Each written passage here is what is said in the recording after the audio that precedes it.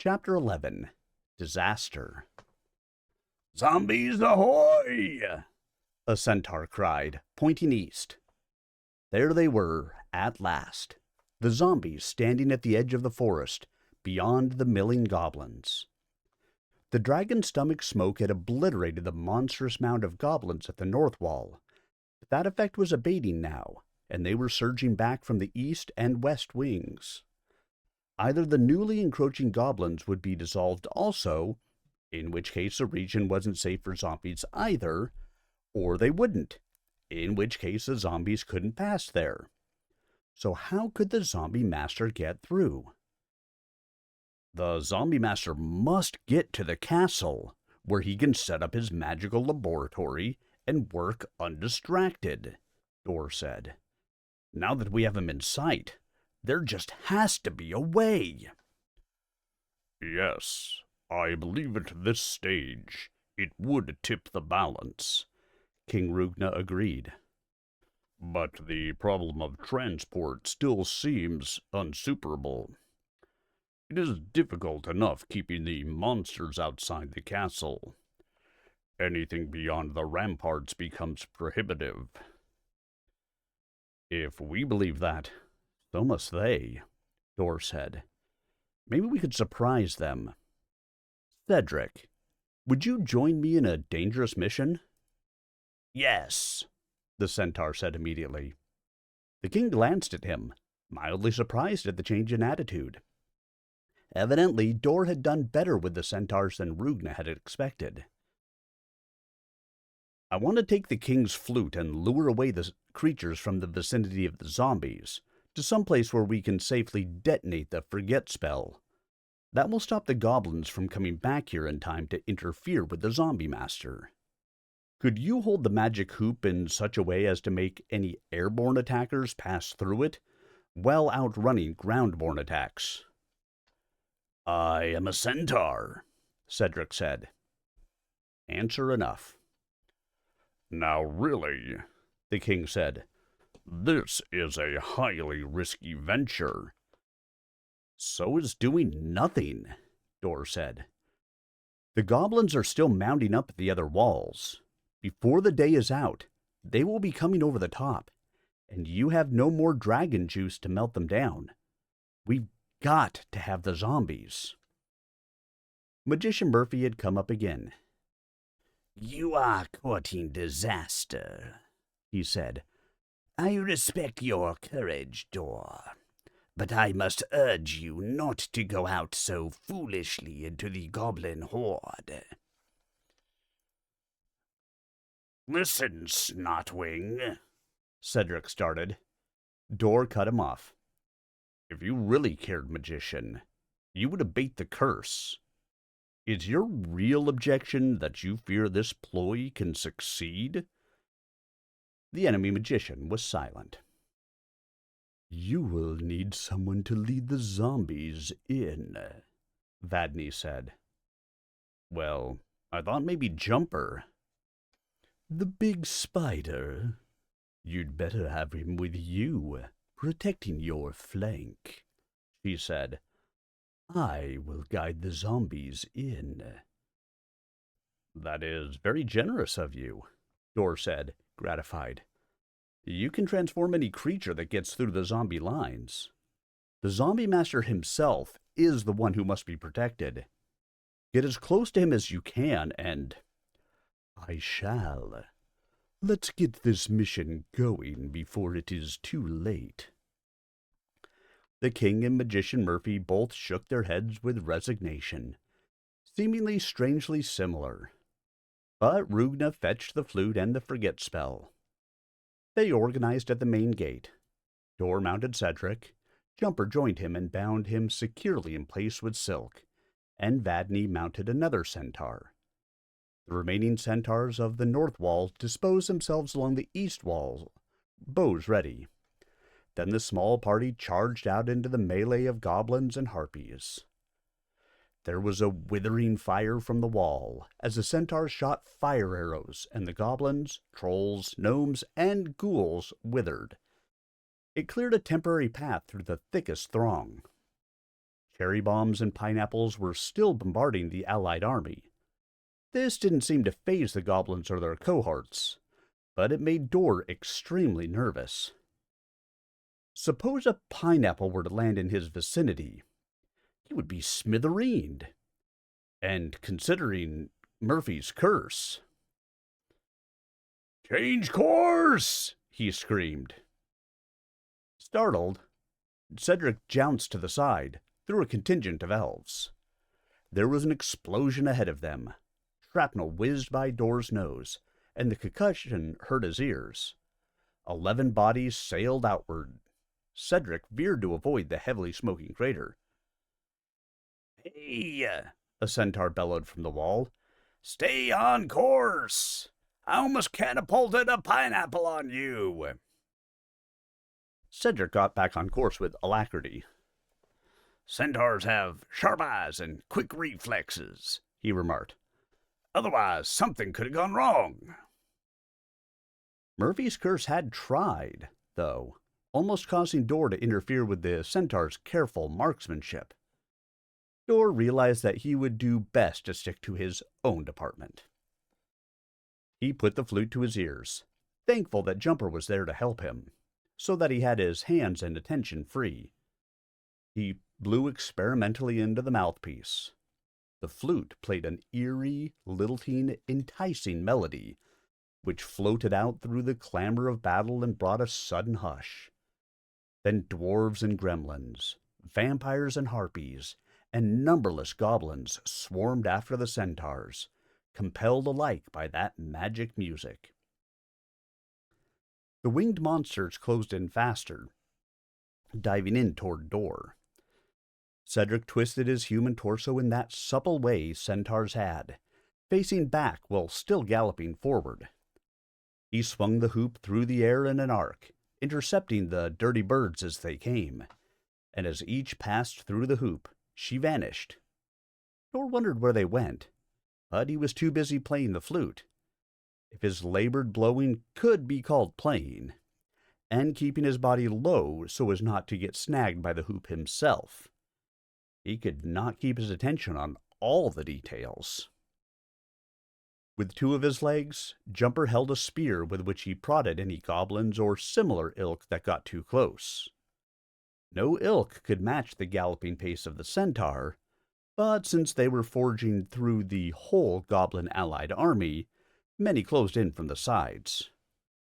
Dor saw Vadney converting those goblins that she touched to pancake discs, and her centaur was fending off the aerial creatures with his fists. Quickly, they reached the zombie contingent. "Follow the woman in!" Dor cried. "I'll lead the monsters away. Block off your ears until I'm beyond your hearing." Yes, that would be a fine Murphy foul-up. To lure the goblins away, only to lure the zombie master and Millie into the same forget spell trap. But a problem anticipated was a problem largely prevented.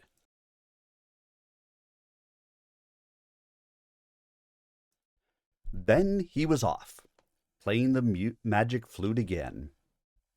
No matter how grossly he puffed into it, the music emerged clear and sweet and haunting, and the creatures followed. "Where to?" Cedric inquired as they galloped. Dor had an inspiration. "To the gap!" he cried. "North!" The centaur put on some speed. The air whistled by them. Experimentally, Dor held the flute into the wind, and sure enough, it played. That saved him some breath. The goblins fell behind, and the elves and dwarves, but the trolls were keeping up. Cedric accelerated again, and now even the vampires lost headway. But Dor kept playing, and the creatures kept following, as they had to. At centaur speed, the gap was not long in drawing nigh. They had to wait for the land and air hordes to catch up. "Now, I want to get them close to the brink, then detonate the forget spell," Dor said, dropping the flute to his side for the moment. "With luck, The harpies will fly on across the gap and get lost, and the goblins will be unable to follow them, so won't be able to fight anymore. Commemorable compassion, Jumper chittered. But in order to gather a large number here, to obtain maximum effect from the spell, you must remain to play the flute for some time. How will we escape? Oops, I hadn't thought of that. We're trapped by the gap. Dor looked down into the awesome reaches of the chasm and felt height-sick. When would he stop being a careless child? Or was it Murphy's curse catching them after all? Dor would have to sacrifice himself to make the goblins and harpies forget. I can solve it, Jumper chittered. Ballooning over the... No! Dor cried. There is a whole hideous host of things that can and will go wrong with that. Last time we tried it. Then I can drop us down over the edge, into the chasm, where the goblins cannot follow, Jumper suggested. We can use the magic ring to protect us from descending harpies. Dor didn't like the notion of descending into the gap either, but the harpies and goblins and ilk were arriving in vast numbers, casting about for the missing flute music, and he had to make a quick decision. All right, Cedric, you gallop out of here. You're too heavy to lower on spider silk. That's for sure, Cedric said. But where should I go? I don't think I can make it back to the castle. There are 1 or 2 zillion minor monsters charging from there to here, and I'd have to buck the whole tide. Go to Celeste, Dor suggested. Your job is honorably finished here, and she'll be glad to see you.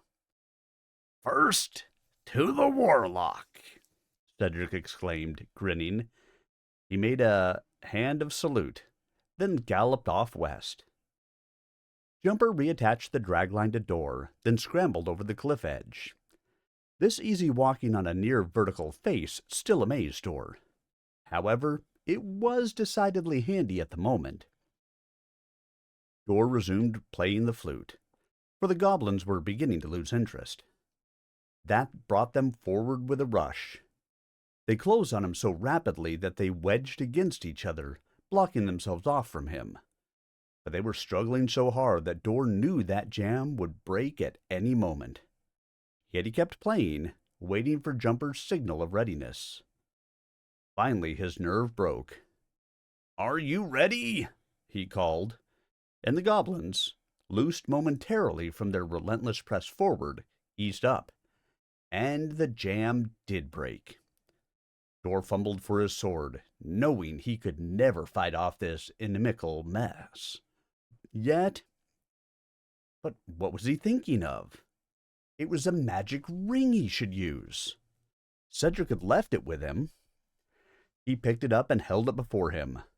The first goblin dived right at him.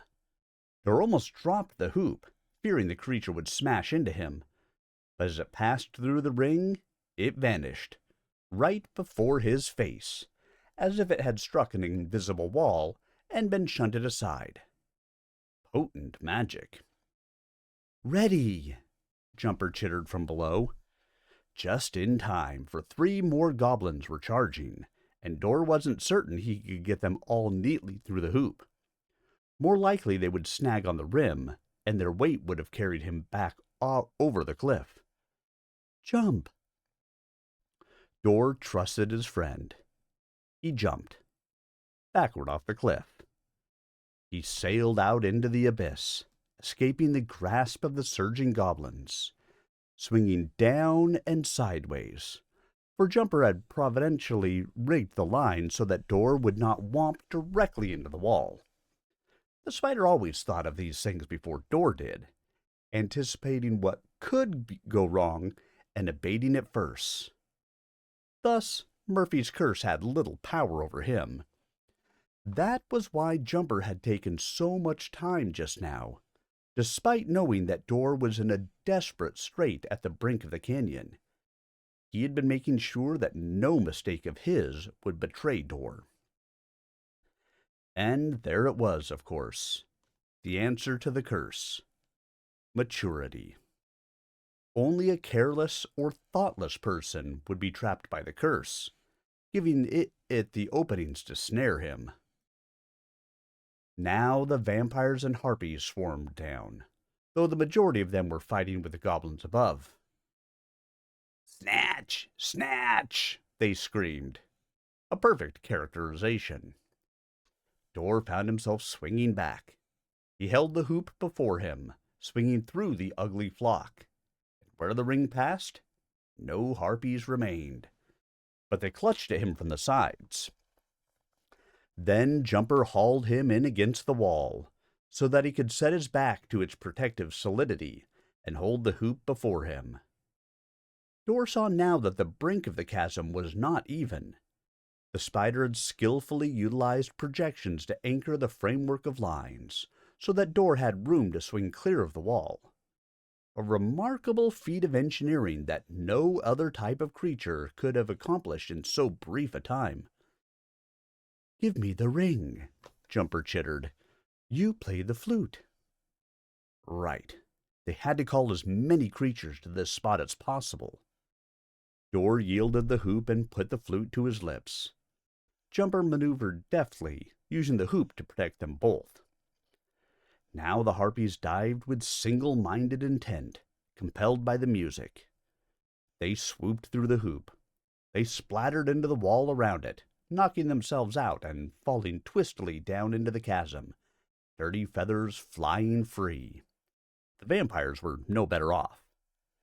Then the goblins and trolls started dropping down from the ledge above, also summoned by the flute.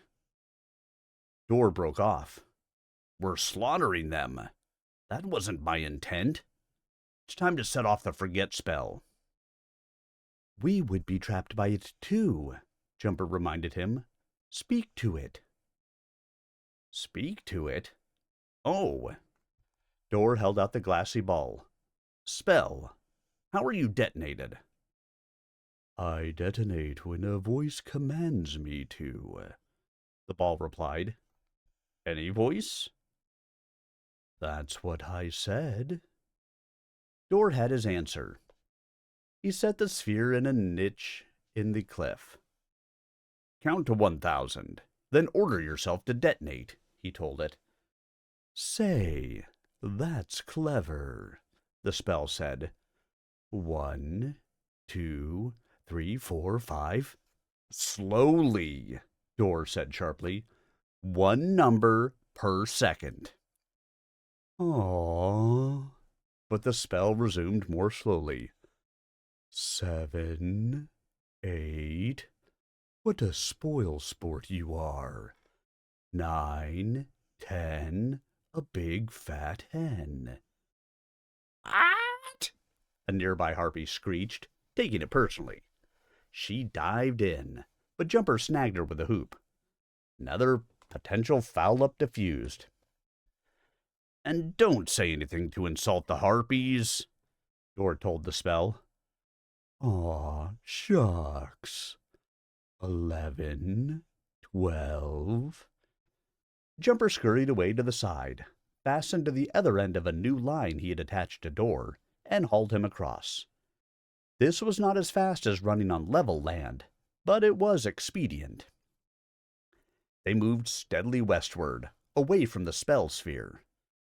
Dor continued playing the flute intermittently to keep the goblins massed at the brink without allowing too many to fall over. He heard the spell's counting fading in the distance, and that lent urgency to his escape. The problem was now one of management. He and Jumper had to get far enough away to be out of the forget range, without luring the goblins and harpies beyond range too. Inevitably, a good many monsters would escape, but maybe the ones phased by the forget detonation would lend sufficient confusion to the array to inhibit the ones from returning to the castle. There seemed to be no clear-cut strategy. He just had to fudge through as best he could, hoping he could profit enough to give Castle Roogna the edge. It had worked well with the mundane siege of the Zombie Master's castle, after all. How much nicer if there was simple answers to all life's problems. But the closer Dor approached adulthood, the less satisfying such answers became. Life itself was complex. Therefore, life's answers were complex. But it took a mature mind to appreciate the convolutions of that complexity. 105, 106, pick up 100 sticks, the spell was chanting. 107, 108, lay all 100 straight. Now there was a simple mind. Dor wondered again how wide a radius the detonation would have. Would the chasm channel it? Then the brunt would come along here, instead of out where the goblins were. Maybe he and Jumper should climb over the rim before the spell went off, and lie low there, hoping to be shielded from the direct effect. But they couldn't come up too close to the goblins, who were milling about near the brink. The harpies were still dive-bombing him, forcing Jumper to jump back with the hoop. Fortunately, the bulk of their attention was taken by the goblins, their primary enemy. Dor and Jumper were merely incidental targets, attacked because they were there. Except when Dor played the flute, as he continued to do intermittently.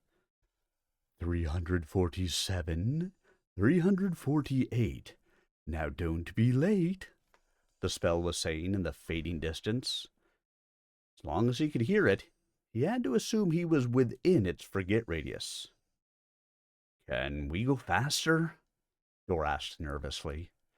He had thought they were traveling well, but the numbers had jumped with seeming suddenness from the neighborhood of 100 to the neighborhood of 300. Unless the spell was cheating, skipping numbers.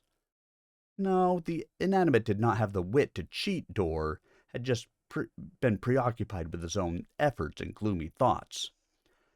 Not safely, friend, Jumper chittered. Let me take back the hoop, Dor suggested the spider.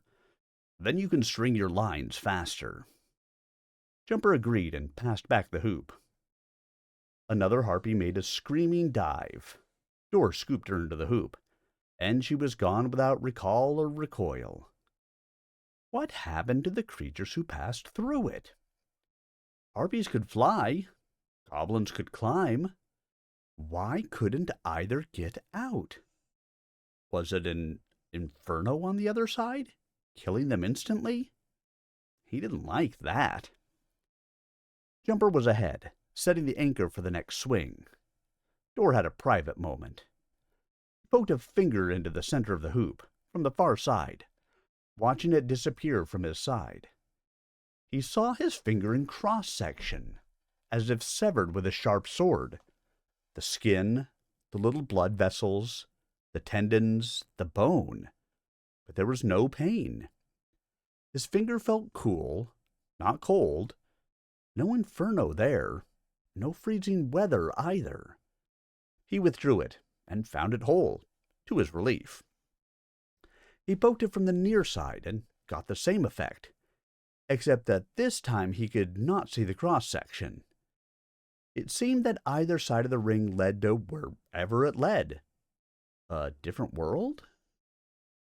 Jumper tugged, and Dor swung across, feeling guilty for his surreptitious experimentation. He could have lost a finger that way. Well, maybe not.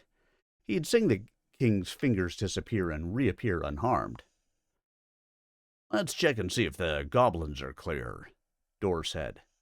He'd not played the flute for a while. The spider scurried up the wall to peek over with 2 or 3 eyes, keeping the rest of his body low. They're there in masses, he chittered. I believe they are pacing the harpies, who are pacing us. Oh no!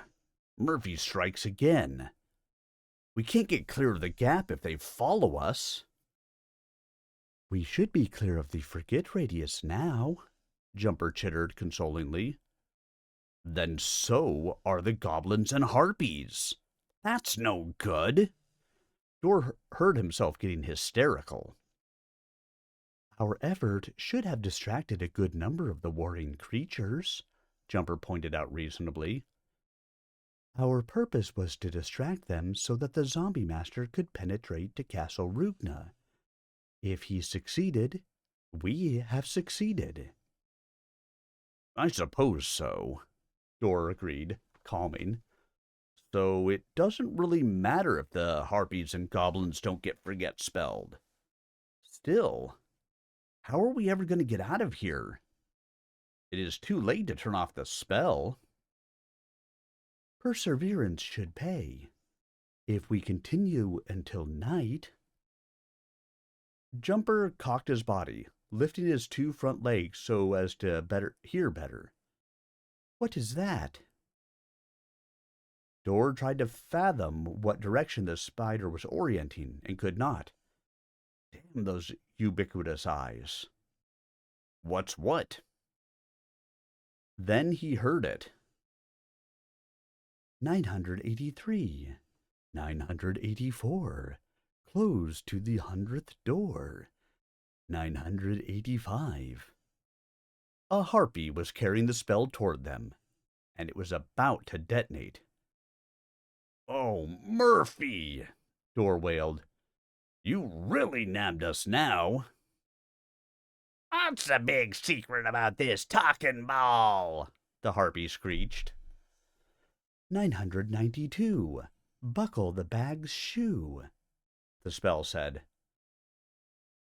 Stop counting! Dor yelled at the spell.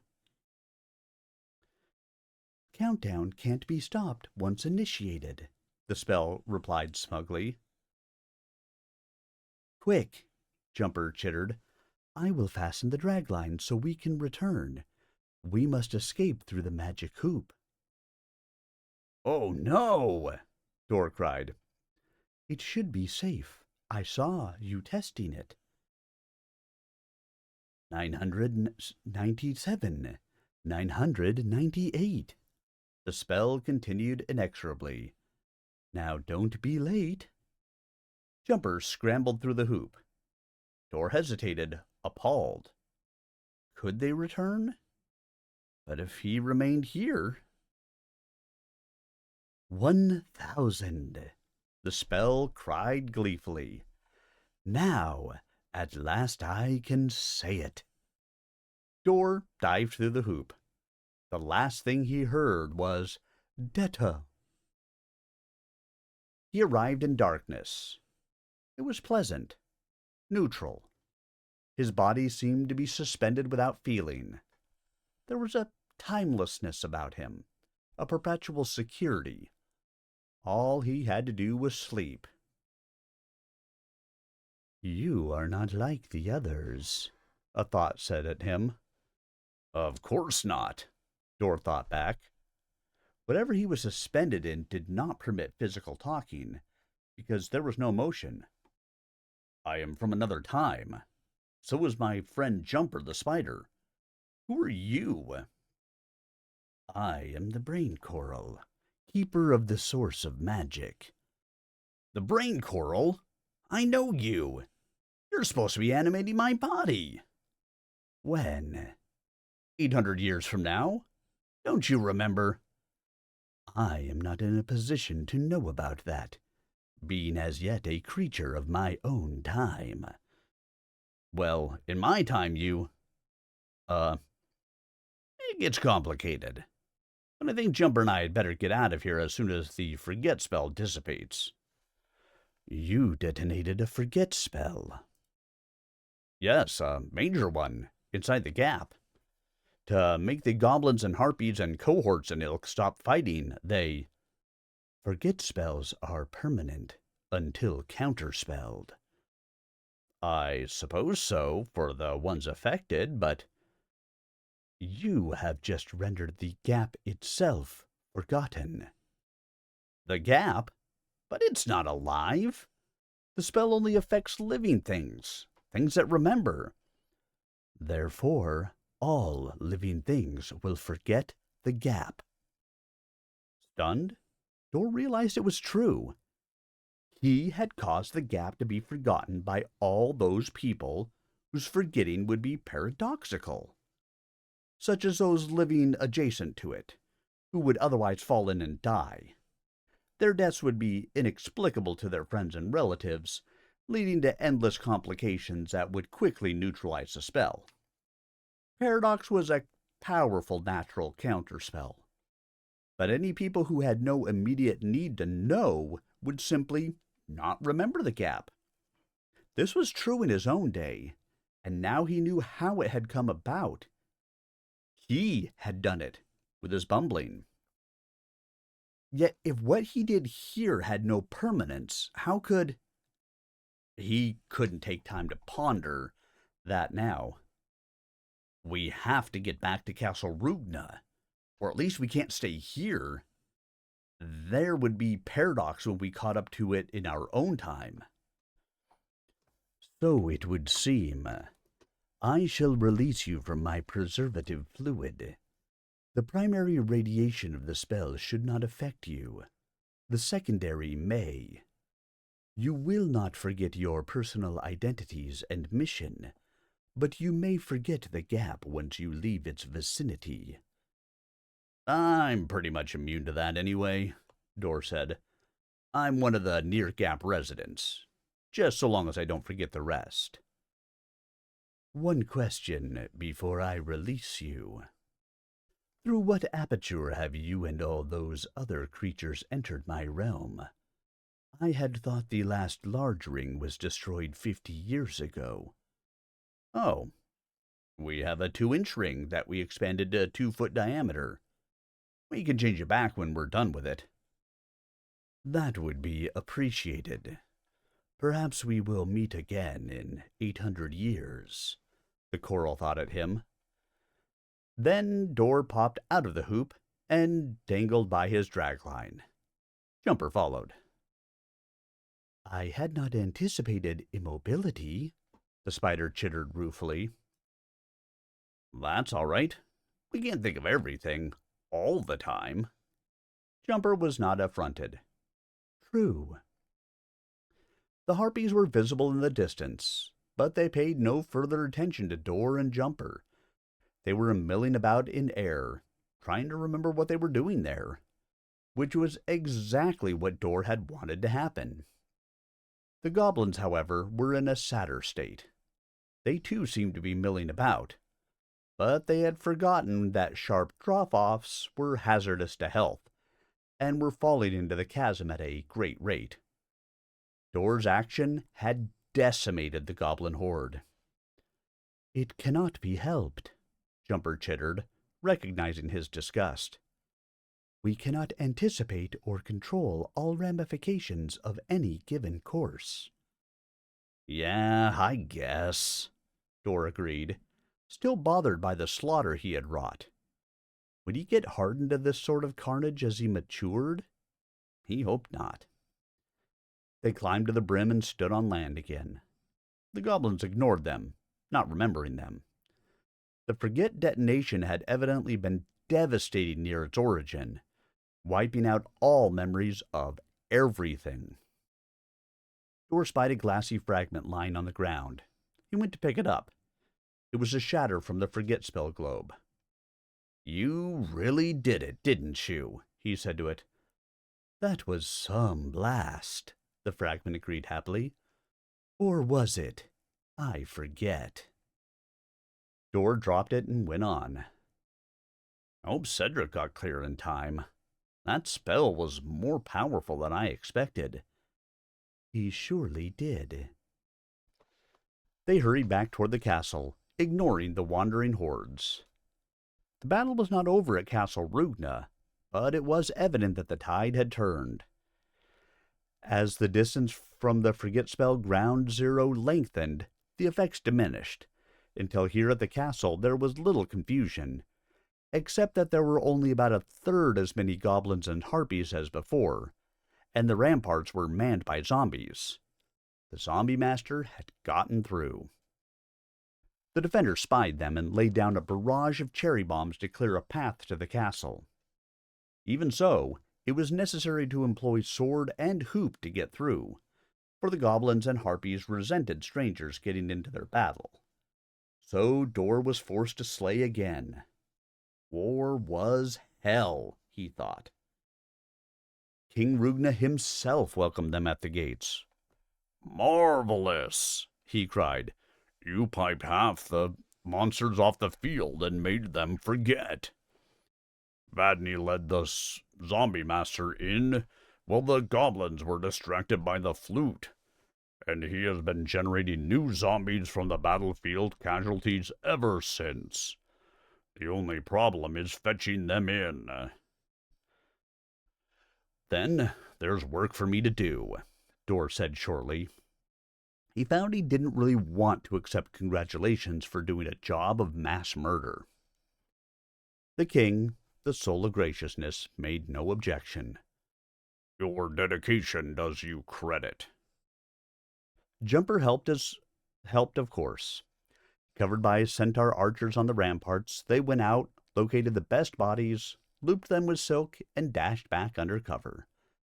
Then they hauled the corpses in on the lines. They were really old hands at this. When they had a dozen or so, they ferried them into the zombie master's laboratory. Millie was there, wan and disheveled, but she looked up with a smile when Dor entered. "Oh, you're safe, Dor. I was worried." "Worry for your fiancé," he said shortly. "He's doing the work." "He certainly is," Vadney said. She was moving the bodies into position for him by converting them to great balls that were easily rolled, then returning them to their regular shapes. As a result, he was evidently manufacturing zombies at triple the rate he had at his own castle.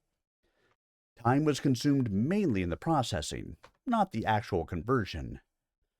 "He's making an army to defend this castle."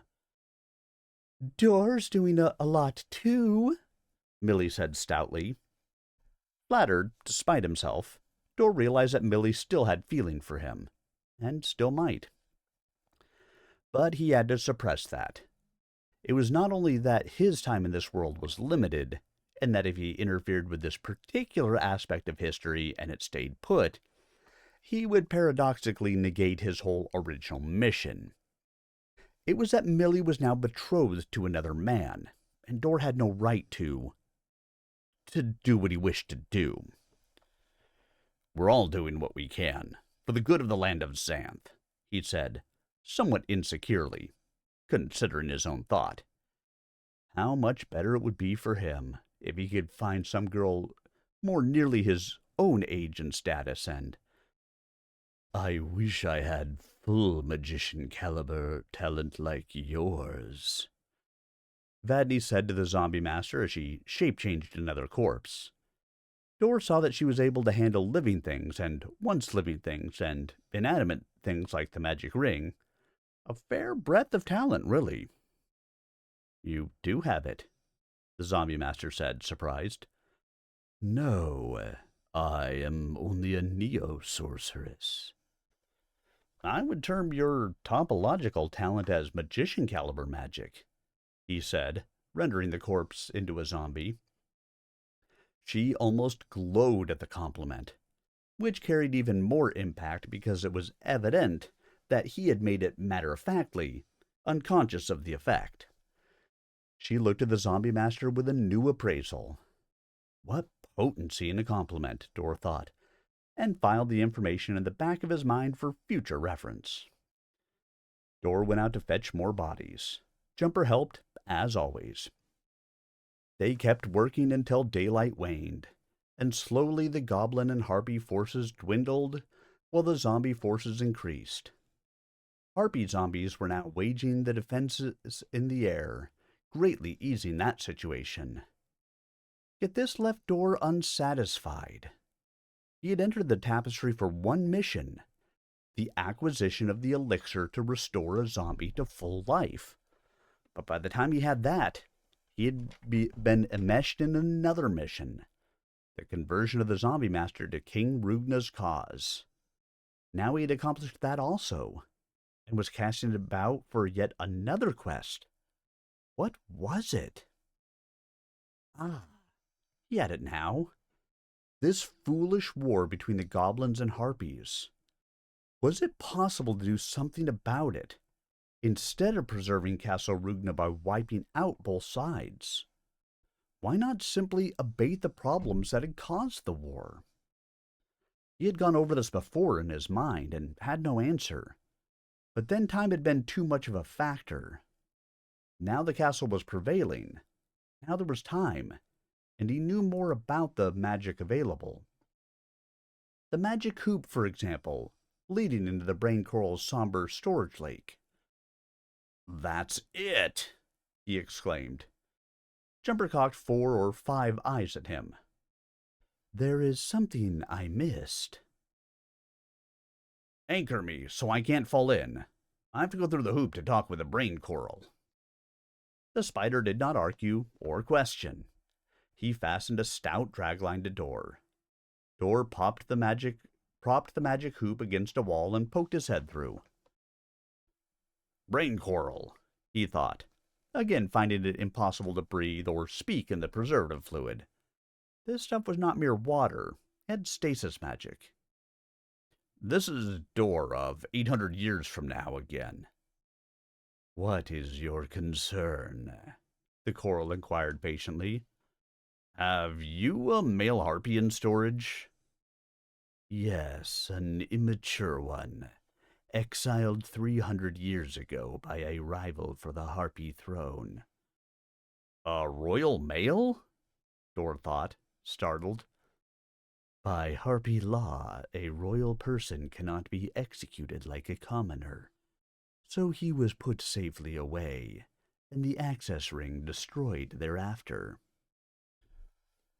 "Will you release him now? It would make a big difference to our present situation." "I will release him. Bear in mind you owe me a favor." "Yes. I will talk to you again in 800 years. Door removed his head from the coral's realm. His head had been in stasis, but the rest of his body was responsive. In a moment, a bird shape popped out of the hoop. "Greetings, Prince," Door said formally. The figure spread his wings, orienting on him. "And what ilk be ye, man thing?" "I am Magician Door. I have freed you from storage." The harpy glanced an imperial glance at him. "Show your power." Door picked up a fallen harpy feather. "What is the age of the prince?" he inquired, "exclusive of storage time." "The prince is 12 years old," the feather answered. "Why, that's my age," Door exclaimed. You'll sure be a giant when you get your full growth," the feather said. The prince cut in. "Very well. I accept your status, and will deal with ye. I am Prince Harold. What is it ye crave of me?" "You are the only male harpy alive today," Door said. "You must go forth and claim your crown to preserve your species. I charge you with 2 things only. Do not cohabitate with any but your own kind, and give to me the counterspell to the curse your people put on the goblins." The prince drew himself up with hauteur. "One favor ye did me, yet ye presume to impose on me 2 favors. I need no stricture of cohabitation for when I come of age, not when I have the entire world of harpies to build my harem from. As to this spell, I know naught of it." "It happened after your exile. You can discover its nature from your subjects." "I shall do so," the harpy said. "An I discover it, I shall provide the counter as your recompense." Door conducted the prince to King Roogna, who did a polite double-take as he observed the harpy's gender. "Rare magic indeed," he murmured. "We must release Prince Harold Harpy to his kind without mishap," Door told the king. The harpies will have no need to fight once they have him. I see. The king said. He glanced obliquely at Magician Murphy, standing beside him. We shall declare an absolute ceasefire until he is free. I shall walk the ramparts myself to be sure that nothing goes wrong. You may manage to free the harpy, Murphy said grimly, but my curse will have its impact elsewhere. You have not prevailed. But he looked tired. His talent was evidently under severe strain. No single magician, however gifted, could stand forever against the power of 3. Dor was almost sorry for him. But we're getting there, Roogna said. He escorted the prince to the wall, cautioning the centaurs not to fire at the harpy. Prince Harold spread his pinions and launched into the sky. There was a screech of sheerest amazement from the nearest female. Then the harpies swarmed to the prince. For an awful moment, Dor feared they had mistaken him and would tear him to pieces. But they had instantly recognized his nature. They lost all interest in the Goblin War. In moments, the entire swarm had flapped away, leaving the goblins nothing to fight against except a few tired vampires. Then, a lone female harpy winged back from the flock. A centaur whistled. "Helen!" Dor cried, recognizing her. "By order of Prince Harold," Helen said. "The counterspell." She deposited a pebble in his hand. She winked. "Too bad you didn't take your opportunity when you had it, handsome man. You will never have another. I used the ring you gave me to wish for the finest possible match. And now I am to be first concubine to the prince." She tapped her ringed claw. Things evidently happened fast among the harpies. It had only been a few minutes since the prince mounted the sky. "Good for you," Dor said. "I knew you could do it," the ring replied, thinking Dor had addressed it. "I can do anything." She glanced down at it. "Oh, so you're talking again." "It will be silent hereafter," Dor said. "Thank you for the counterspell." "It's the least I could do for you," she said, inhaling. The centaurs goggled. Then Heavenly Helen spread her pretty wings and was away, with all males on the parapet staring after her, and even a few of the healthier zombies were admiring her form. There were covert glances at Dor, as people wondered what he had done to attract the attention of so remarkable a creature. Dor was satisfied. Helen had, in true harpy fashion, snatched her opportunity. And who could tell? Maybe the wish ring really had had something to do with it. Dor turned his attention to the pebble spell. "How are you invoked?" he asked it. "I am not invoked. I am revoked," it replied. "I am not a counterspell. I am the original spell. When I am revoked, the enchantment abates." "How are you revoked, then?" "You just heat me to fire temperature, and my magic pours out invisibly until it is all gone." Dor handed the pebble to the king. "That should abate the goblin complaint. With no further reason to fight, the goblins should go home. Then Murphy's curse can't make the battle continue here." "You are phenomenal, magician," King Roogna said. "You have used your mind instead of your body in a truly regal manner."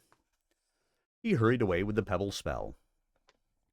The king cooked the goblin spell according to the directive, but no change in the goblin horde was apparent. Yet he was not dismayed. "The original spell was subtle," he explained. It caused the goblin females to be negatively selective. The damage has been done to the goblins over the course of many generations. It will take more generations to reverse. The females are not here on the battlefield, so the males do not even know of the change yet, so we do not see its effect immediately, or benefit from it ourselves. But still, the job is worth doing. We're not trying merely to preserve Castle Roogna. We are building a better land of Xanth. He waved a hand cheerfully. Evening is among us. We must go to our repast and sleep, while the zombies keep watch. I believe victory is at last coming into sight. It did look that way. Magician Murphy looked glum indeed. Dor, suddenly tired, ate perfunctorily, fell on the bed provided in the completed section of the castle, and slept soundly. In the morning, he woke to discover the zombie master on an adjacent bed and Magician Murphy on another. Everyone was tired, and there was as yet very little space within the castle. The goblins had largely dispersed in the night, leaving their copious dead in the field. The zombies remained on guard. The centaurs had resumed their building labors, no longer needed for the defenses of the castle. Now it did seem likely that Castle Roogna would be completed on schedule. A buffet breakfast was being served in the dining hall, amid the clods of earth, stray pieces of zombies, and discarded weapons. King Roogna was there, and Magician Murphy, and Vadney, and Jumper, and Dor. Murphy had little appetite. He seemed almost as gaunt as the zombie master. Frankly, I think we have it in hand, the king said. Will you not relinquish with grace, Murphy? There remains yet one aspect of the curse, Murphy said. Should it fail, then I am done, and will retire. But I must hold on until it manifests. Fair enough, Roogna said. I hung on when it seemed your curse had prevailed. Indeed, had not young Dor arrived with his friend. Surely nothing I did really affected the outcome, Dor said uneasily, for there, ultimately, could be Murphy's victory. You still feel that what you did is invalid? The king inquired. We can readily have the verification of that. I have a magic mirror somewhere. No, But the king in his gratitude was already on his way to locate the mirror. Perhaps it is time we verified this, Murphy said. Your involvement, Dor, has become so pervasive and intricate that it becomes difficult to see how it can be undone. I may have been mistaken in my conjecture. Was my curse opposing you also? I believe it was, Dor said. Things kept going wrong. Then you must have validity, or otherwise my curse would not care. In fact, if your efforts lacked validity, my curse might have promoted them, so that they played a larger part in the false success. If the king depended on you instead of on his own. But how can I change my own? Dor glanced at Vadney, then shrugged. I don't remember whether she knew about him now or not. What did it matter, so long as Millie remained innocent? My own past. I do not know, Murphy said. I had thought there would be paradox, therefore invalid. Yet there are aspects of magic no man can fathom. I may have made a grievous error, and thereby cost myself the victory. Is the gap forgotten in your day? Yes. They mulled that over for a while, chewing on waffles from the royal waffle tree. Then Murphy said, It could be that spots of history can be rechanneled, so long as the end result is the same. If King Roogna is fated to win, it may not matter how he does it, or what agencies assist. So your own involvement may be valid, yet changes nothing. You are merely filling a role that some other party filled in your absence. Could be, Dor agreed. He glanced about. The others seemed interested in the discussion, except for Vadney, who was withdrawn. Something about that bothered him, but he couldn't place it. At any rate, we shall know soon enough. My power has been stretched to its limit, Murphy continued. If I do not achieve their victory this day, I shall be helpless. I do not know exactly what form my curse will take, but it is in operation now, and I think will prove devastating. The issue remains in doubt. The king returned with his mirror. Let me see. How shall I phrase this? He said to himself. Mirror queries have to rhyme. That was built into them by the magician who made this type of glass. He said it on the floor. Mirror, mirror on the floor, can we trust ourselves to door? Corny, Murphy muttered. The forepart of a handsome centaur appeared in the mirror. That signifies affirmative, Roogna said. The hind part is the negative. Many centaurs are far handsomer in the hind part, Dor pointed out. Why not simply ask it which side will prevail? Murphy suggested wryly. I doubt that will work, the king said, because its answers affect our actions. That would be paradox. And since we have been dealing with very strong magic, it could be beyond the mirror's limited power of resolution. Oh, let's discover the answer for ourselves, Murphy said. We have fought it through this far. We might as well finish it properly. Agreed, Roogna said. They ate more waffles, pouring on maple syrup from a rare maple tree. Unlike other magic beverage trees, the maple issued its syrup only a drop at a time, and it was dilute, so that a lot of the water had to be boiled off to make it thick enough for use. This made the syrup a special delicacy. In fact, maple trees no longer existed in Xanth in Dor's day. Maybe they had been overlapped, and thus this most magical species had ironically gone the way of most mundane trees. The zombie master came in. Vadney perked up. Come sit by me, she invited. But he was not being sociable. Where's Millie, the maid, my fiancée? The others exchanged perplexed glances. I assumed she was with you, Dor said.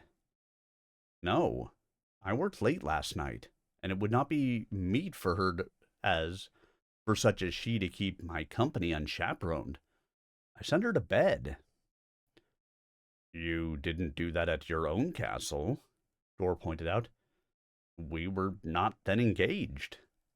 After the betrothal, we kept company only in company. Dor thought of asking about the journey from the zombie castle to Castle Roogna, which had at least one night on the road. But he refrained. It seemed the zombie master had conservative notions about propriety and honored them rigidly. She has not been to breakfast, the king said. She must be sleeping late. I called at her door, but she did not answer, the zombie master said. Maybe she's sick, Dor suggested, and immediately regretted his directness, for the zombie master jumped as if stung. The king interceded smoothly. Vadney, check Millie's room. The neo-sorceress departed. Soon she was back. Her room is empty. Now the zombie master was really upset. What has happened to her? Do not be concerned, Vadney said consolingly. Perhaps she became weary of castle life and returned to her stockade. I will be happy to assist you during her absence. But he would not be consoled. She is my fiancée. I must find her. Here, let me query the mirror, the king said. What's a rhyme for maid? Shade, Murphy said. Thank you, magician, the king said. He propped the mirror in a niche in the wall where it was in shadow. Mirror, mirror in the shade, tell us what happened to... Dor's chair thunked on the floor as he craned forward to see the picture about to form. The mirror slipped from its perch and fell. It cracked in two and was useless. The zombie master stared at it. Murphy's curse! He exclaimed. Why should it prevent us from locating the maid? He turned angrily on Murphy. Magician Murphy spread his hands. I do not know, sir.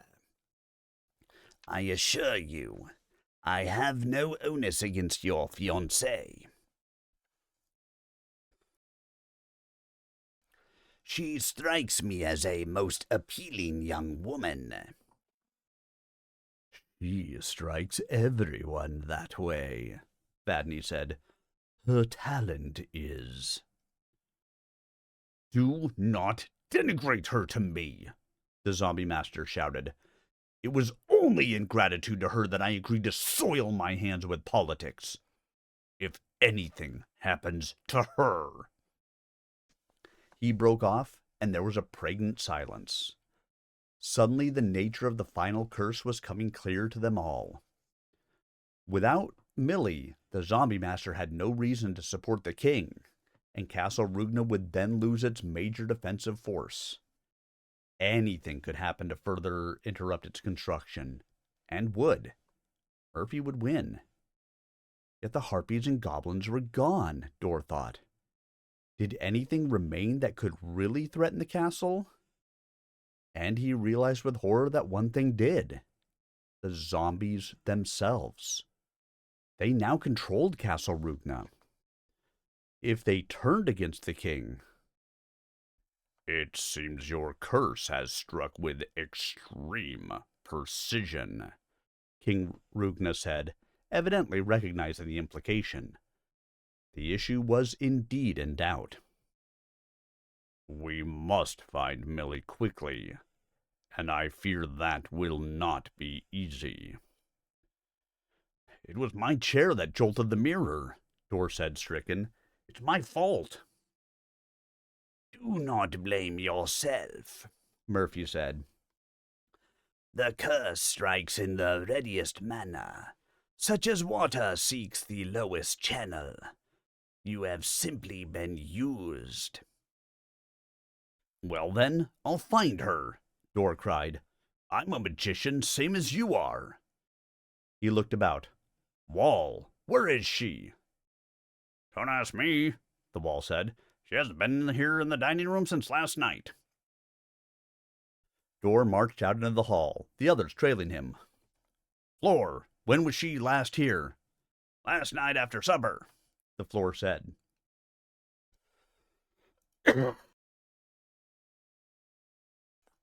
Neither wall nor floor elected to be difficult about the details. They knew whom Dor meant, and recognized his mood, and gave him no troubles.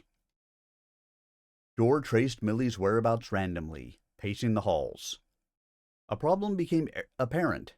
Millie, like the others, had moved about considerably during the evening, and the walls, floors, and limited furnishings were not able to distinguish all the comings and goings. It was a trail that crossed and recrossed itself, so that the point of exit could not be determined. Millie had been here at the time the zombie master sent her to bed, and not thereafter. She had not arrived at her own room. Where had she gone? The front gate. See whether she left the castle, the king suggested. Dor doubted Millie would depart like that, not voluntarily. But he queried the front gate. She had not exited there. He checked the ramparts. She had not gone there. In fact, she had gone nowhere. It was as if she had vanished from the middle of the hall. Could somebody have conjured her out? Dor wondered aloud. Conjuring is not a common talent, King Roogna said. I know of no conjurers today who could accomplish this. The magic hoop, Jumper chittered. Oh no. They fetched the hoop, still at its 2-foot diameter. Did Millie the maid pass through you last night? Dor demanded of it. She did not, the hoop said acerbically. No one has been through me since you stuck your fool head through and brought out the harpy prince. When are you going to have me changed back to my normal size? I'm uncomfortable, stretched out like this. Later, Dor told it, experiencing relief. Then his relief reversed. If Millie had gone through there, at least she would be alive and safe and possibly recoverable. As it was, the mystery remained, growing more critical every moment. Query the flute, Jumper suggested. If someone played it and lured her somewhere. Dor queried the Pied Piper flute. It too denied any involvement. Could it be lying? Vadney asked. No, Dor answered shortly. They crossed the castle again, but gained nothing on their original information. Millie had left the zombie master in the evening, going toward her room, and never gotten there. Nothing untoward had been seen by anyone or anything. Then Jumper had another notion. If she is the victim of malodorous entertainment... What? Dor asked. Foul play, the web said, rechecking its translation. Can't expect me to get the idiom right every time. Dor smiled momentarily. Continue. Jumper chittered again. Victim of smelly games. Then some other person is most likely responsible. We must ascertain the whereabouts of each other living person at the time of her disappearance. You have an uncommonly apt perception, King Roogna told the spider. You approach things from new directions. It comes from having eyes in the back of one's head, Jumper said matter-of-factly. They checked for the others. The centaurs had remained on the ramparts, backing up the zombies. Dor and Jumper and King Roogna had slept. The zombie master had worked till the wee hours, then gone to the mail room, and thence to his sleeping cot. Magician Murphy had taken an innocent tour of the premises, also stopped at the mail room, and slept. Neo-sorceress Vadney had assisted the zombie master, but gone to the female room shortly before Millie was dismissed. She had returned to work late with the zombie master, then gone to her own room to sleep. Nothing there. What occurs in the female room? Jumper inquired. Females have functions too, Dor said. Excretion, I comprehend. Did Millie go there? Often. Young females have great affinity for such places. Did she emerge on the final occasion? The men stared. We never checked there, Dor cried. Now, don't you men go snooping into a place like that, Vadney protested. It's indecent. We will merely ask straightforward questions, the king assured her. No voyeurism. Vadney looked unsatisfied, but did not protest further. They repaired to the female room, where Dor inquired somewhat diffidently of the door. Did Millie the maid enter here late last night? She did, but I won't tell you what her business was, the Dor replied primly. Did she depart thereafter? Come to think of it, she never did, the Dor said, surprised.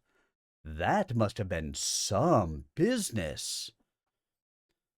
Dor looked up to find one of Jumper's green eyes bearing on him. They had located Millie. Almost. They entered. The female room was clean, with several basins and potties and a big drainage sump for disposal of wastes. In one corner was a dumbwaiter for shipment of laundry and sundry items upstairs. Nothing else. She's not here, Dor said, disappointed. Then this is her point of departure, the king said. Question every artifact here, if you have to, until we discover the exact mode of her demise. I mean, departure, he amended quickly, conscious of the presence of the somber zombie master. Dor questioned. Millie had come in, approached a basin, looked at her pretty but tired face in a mundane mirror, and Vadney had entered the room. Vadney had doused the magic lantern.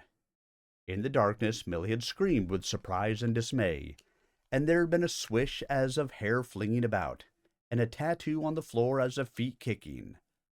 That was all. Vadney had departed the room alone. The light had remained doused until morning, and there was no sign of Millie. Vadney was edging toward the door. Jumper threw a noose and snared her, preventing her escape. "So you were the one!" the zombie master cried. His gaunt face was twisted with incredulous rage, his eyes gleaming whitely from their sockets. "I only did it for you," she said, bluffing it out. "She didn't love you anyway. She loved Dor. And she's just a garden variety maid, not a magician caliber talent. You need a... She is my betrothed!" the zombie master cried, his aspect wild. Dor echoed the man's passion within himself.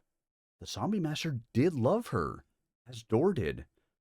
"What did you do with her, you wretch?" "I put her where you will never find her," Vadney flared. "This is murder," King Roogna said grimly. "No, it isn't," Vadney cried. "I didn't kill her. I just changed her."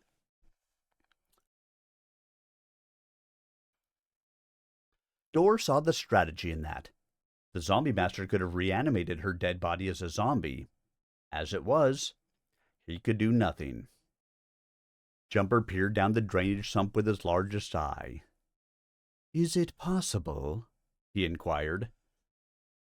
"We'll rip out the whole sump to find her," the king cried. "And if you do," Vadney said, "what will you do then? Without me, you can't change her back to her stupid sex appeal form." "Neo-sorceress," King Roogna said grimly, "we are mindful of your considerable assistance in the recent campaign. We do not relish showing you disfavor." "Oh, pooh," she said. "I only helped you because Murphy wouldn't have me, and I wanted to marry a magician." "You have chosen unwisely. If you do not change the maid back, We shall have to execute you." She was taken aback, but remained defiant. "Then you'll never get her changed, because talents never repeat." "But they do overlap," Roogna said. "In the course of decades or centuries. The only way you can save her is to deal on my terms." "What are your terms?" the king asked, his eyes narrow. "Let Dor marry Millie. She likes him better anyway, the stupid slut. I'll take the zombie master." "Never!" the zombie master cried, his hands clenching. Vadney forced him. "Why force marriage on her with a man she doesn't love?" she demanded. That shook him. "In time she would." "How much time? 20 years? When she's no longer so sweet and young? 200? I love you now." The zombie master looked at Dor. His face was tight with emotional pain, but his voice was steady. "Sir, there is some truth in what she says. I was always aware that Millie, if you had—" He choked off, then forced himself to continue. "I would prefer to see Millie married to you than locked in some hideous transformation. If you—" Dor realized that Millie was being offered to him again. All he had to do was take her, and she would be restored and Castle Roogna would be safe. He could, by his simple acquiescence, nullify the last desperate aspect of Murphy's curse. He was tempted, but he realized that this transformation was the fate that had awaited her throughout. If he took Millie now, he could offer her nothing. He was soon to return to his own time. Vadney evidently didn't believe that, but it was true. If he eschewed Millie, she would remain enchanted, a ghost for 800 years, a dread but fated destiny. If he interfered now, he really would change history. There was no question of that. This was personal, his immediate knowledge. He would fashion a paradox, the forbidden type of magic, and by the devious logic of the situation, Murphy would win. The curse had at last forced Dor to nullify himself by changing too much. Yet if he turned down Vadney's terms, King Roogna would lose anyway, as the zombie master turned against him. Either way, Magician Murphy prevailed. What was Dor, to do? Since either choice meant disaster, he might as well do what he believed to be right, however much it hurt. "No," Dor said, knowing he was forcing Millie to undergo the full throes of ghosthood. 8 centuries long. And what reward awaited her there? Nursemaid to a little boy. Association with the zombie. She goes to her betrothed, or to no one. "But I am her betrothed," the zombie master cried. "I love her, and because I love her, I yield her to you. I would do anything rather than permit her to suffer." "True love," King Roogna said. "It becomes you, sir." "I'm sorry," Dor said. He understood now that his love for Millie was less, because he chose to let her suffer. He was knowingly inflicting terrible grief upon them all. Yet the alternative was the sacrifice of what they had all fought to save. Deviously, but certainly. He had no choice. What's right is right, and what's wrong is wrong. He spread his hands, unable to formulate his thought. The zombie master gazed somberly at him. I believe I understand. Then, surprisingly, he offered his hand. Dor accepted it. Suddenly, he felt like a man. If you will not restore her, the king said angrily to Vadni, you shall be passed through the hoop. You're bluffing, Vadni said. You won't throw away your kingdom just to get at me. But the king was not bluffing. He gave her one more chance, then had the hoop brought. I'll change it back to its original size, she threatened. Then you won't be able to use it. You are very likely to go through it anyway, the king said, and there was something in his expression that cowed her. She stepped through the hoop and was gone. The king turned to the zombie master. It is a matter of principle, he explained. I cannot allow any subject to commit such a crime with impunity. We shall ransack this castle to locate Millie in whatever form she may be, and shall search out every avenue of magic that might restore her. Perhaps periodically we can recall Vadni from storage to see if she is ready to restore the maid. In time. Time, the zombie master repeated brokenly. They all knew the project could take a lifetime. Meanwhile, I apologize to you most abjectly for what has occurred, and will facilitate your return to your castle in whatever manner I can. I hope some year we will meet again in better circumstances. No, we shall not meet again. Dor did not like the sound of that, but kept quiet. I understand, Roogna said. Again, I apologize. I would not have asked you to bring your zombies here had I known what form this curse would take. I am sorry to see them go. They are not going, the zombie master said. Dor felt gathering dread. What was the zombie master about to do in his betrayal and grief?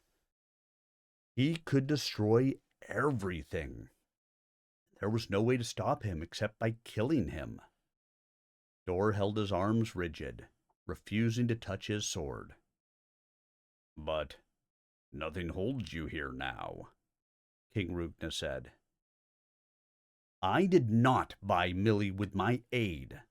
I did not bargain for her hand, the zombie master cried. I came here because I realized it would please her. I would not wish to displease her even in death by changing that. My zombies will remain here as long as they are needed to see Castle Roogna through this crisis and any others that arise. They are yours for eternity if you want them. Dor's mouth dropped open. Oh, I want them, the king agreed. I will set aside a fine graveyard for them, to rest in comfort between crises. I will name them the honored guardians of Castle Roogna. Yet, enough, the zombie master said, and turned to Dor. But he did not speak. He gave Dor one enigmatic glance, then walked slowly out of the room. Then I have lost, Murphy said. My curse worked, but has been overwhelmed by the zombie master's loyalty. I cannot overcome the zombies. He, too, walked away. That left Dor, Jumper, and the king. This is a sad victory, Roogna said. Dor could only agree. We'll stay to help you clean up the premises, Your Majesty. Then Jumper and I must return to our own land. They made their desolate way to the dining room, but no one cared to finish breakfast. They went to work on the cleanup chore, burying unzombied bodies outside, removing refuse from inside, putting away fallen books in the library. The main palace had not yet been built, but the library stood as it would be 800 years hence, apart from details of decor. One large tome had somehow strayed to the dumbwaiter. Dor held the volume for a moment, struck by a nagging emotion, then filed it on the shelf in the library. In the afternoon, they found the zombie master hanging from a rafter. He had committed suicide.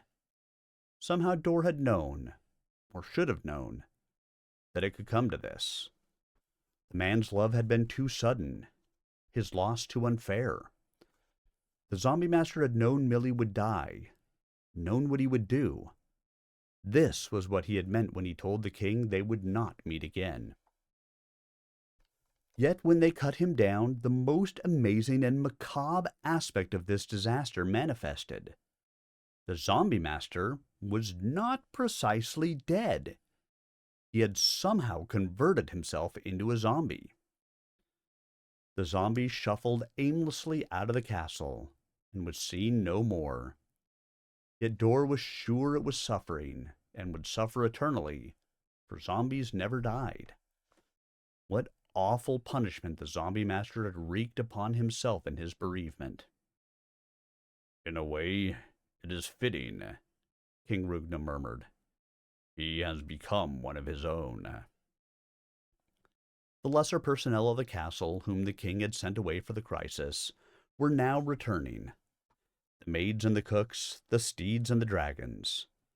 Activity resumed, yet to Dor the hall seemed empty. What a victory they had won! A victory of grief and regret and hopelessness. Finally, Dor and Jumper prepared to depart, knowing the spell that placed them here in the tapestry world would soon bring them home. They wanted to be away from Castle Roogna when it happened. Rule well, King Roogna, Dor said as he shook the monarch's hand for the last time. I shall do my best, Magician Dor, King Roogna replied.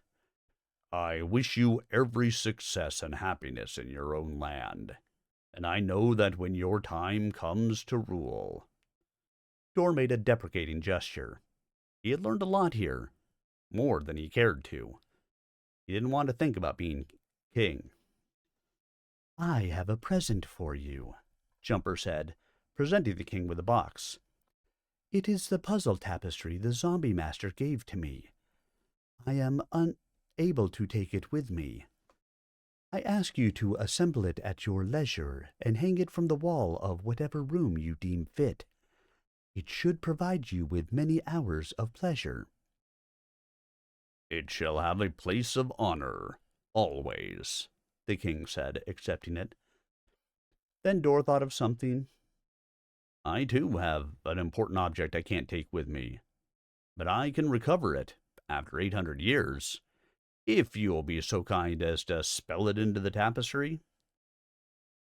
No problem at all, King Roogna said. Dor gave him the vial of zombie restorative elixir.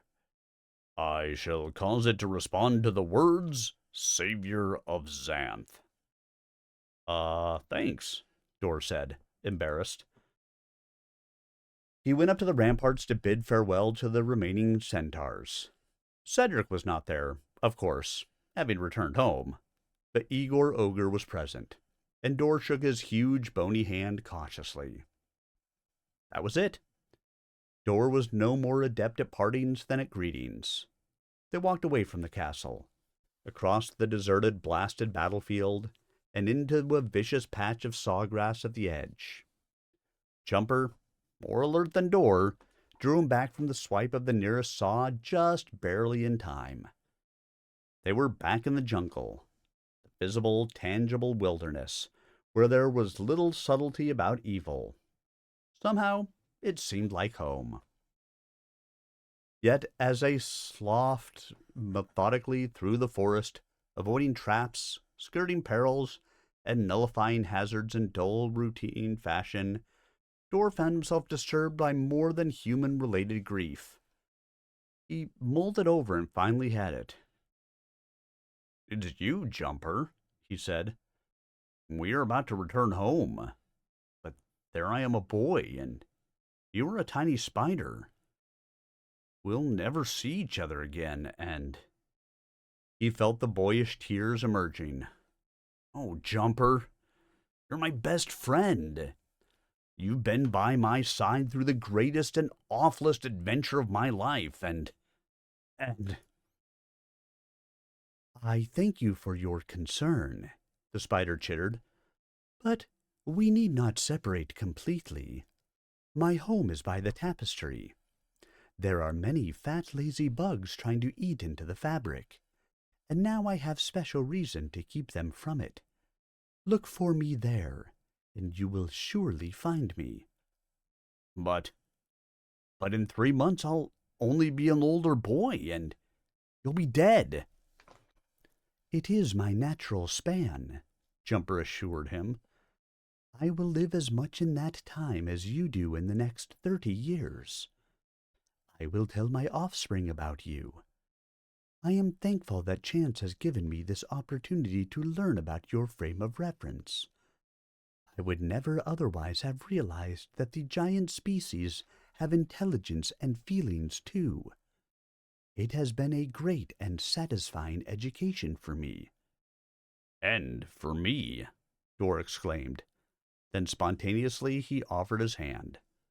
The spider solemnly lifted a forefoot and shook Dor's hand.